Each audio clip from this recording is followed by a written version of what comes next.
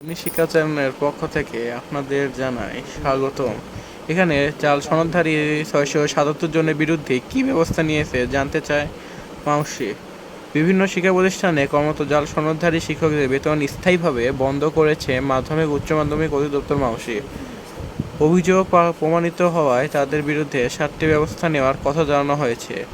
নির্দেশনা অনুযায়ী শিক্ষা প্রতিষ্ঠানগুলো অভিযুক্তদের বিরুদ্ধে কী ব্যবস্থা নিয়েছে তা জানতে চাওয়া হয়েছে। বৃহস্পতিবার মাউসি সহকারী পরিচালক কলেজ 3 তপন কুমার দাস স্বাক্ষরিত এক বিজ্ঞপ্তিতে তথ্য জানানো হয়।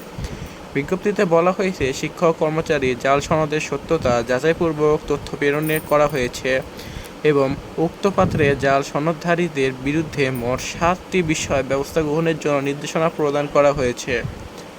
তথাকথিত ইতিমধ্যে এই অধিদপ্তর কর্তৃক যথাযথ প্রক্রিয়ায় কতিপয় ইন্ডেক্সধারী শিক্ষকদের এমপিও সাময়িকভাবে স্থগিত স্টপ পেমেন্ট করা হয়েছে। তালিকায় বর্ণিত এমপিভুক্ত ও এমপিবিহীন শিক্ষকদের বিরুদ্ধে শিক্ষা প্রতিষ্ঠানের কর্তৃক গৃহীত উপরোক্ত 7টি বিষয়ের মধ্যে কী কী ব্যবস্থা গ্রহণ করা হয়েছে তার দফাওয়ারি জবাব 10 কর্মদিবসের মধ্যে দপ্তরে প্রেরণ করার নির্দেশনা অনুরোধ করা হলো।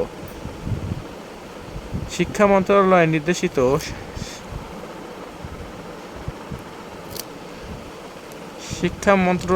নির্দেশিত 7 দফা কার্যক্রম হলো জাল সনদধারী শিক্ষক কর্মচারীদের এমপি বন্ধ এবং বিভাগীয় ব্যবস্থা গ্রহণের মাধ্যমে চাকরিচ্যুত করা, অবৈধভাবে গ্রহণকৃত বেতন ভাতা সরকারি কোষাগারে ফেরত প্রদান ব্যবস্থা গ্রহণ, যারা অবসরে গেছেন তাদের অবসরের সুবিধাপ্রাপ্তি বাতিল করা, যারা স্বেচ্ছায় অবসর নিয়েছেন তাদের আপত্তিকর টাকা অধ্যক্ষ প্রধান শিক্ষকের মাধ্যমে আদায় করা, বেসরকারি শিক্ষা প্রতিষ্ঠান জাল সনদধারী শিক্ষক কর্মচারীদের অবসর ভাতা কল্যাণ ট্যাক্সের বন্ধের প্রয়োজনীয় ব্যবস্থা গ্রহণের জন্য জাল সনদধারীদের তালিকা সংশ্লিষ্ট কর্তৃপক্ষের নিকট প্রেরণ করা হয়েছে।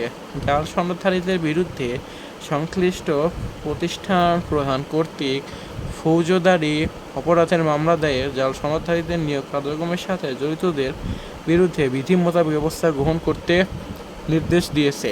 এখানে বলা হয়েছে, শিক্ষকদের জন্য যে এমপিভুক্ত বেতন ছিল সেটি সরকার বাড়াতে চায়, কিন্তু বর্তমানে তা কোনোভাবেই সম্ভব হচ্ছে না। আজকের ভিডিওটি এখানেই শেষ করছি। আল্লাহ হাফেজ।